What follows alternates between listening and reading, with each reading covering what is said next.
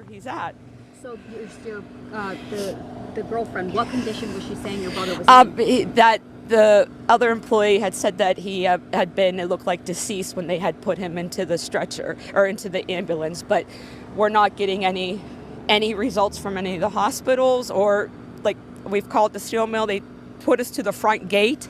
There's no crisis at all. Like, talk about that frustration. You guys are worrying if your loved ones are okay. And we live 45 minutes away, so driving to Pittsburgh is not an easy thing, and we can't go to every hospital.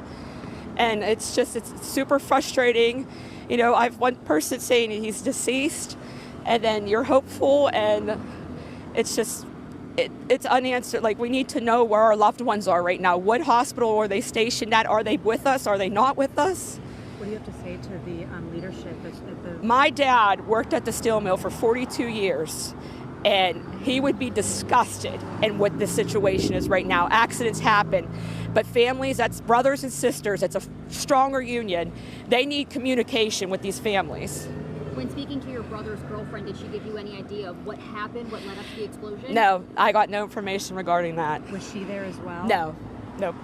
What other hospitals have you been at? I've called, this is the first I've actually came, I've called Mercy, Shadyside, Presby, Montefiore, Forbes, UPMC East. I've called every hospital that would have been a trauma unit. And usually the steel mill stations to Jefferson Hospital. And currently they said he's not registered yet. Well, we know there are 5 people who are here.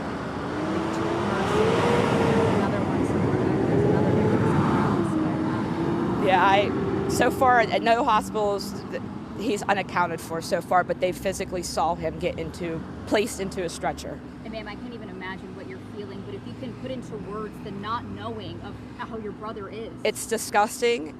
It's heartbreaking. He has 3 kids that are messaging me every 2 minutes, and we need answers. We need them now. Like, even if it's not what we want to hear, we need to know something. Do you have a photo of him or anything that you could share with us? Yeah, if you don't, I could go get my phone right now. Yeah. Okay. Could you say and spell your name? Quinn. It's my first name's Trisha. Okay. Okay, thank you.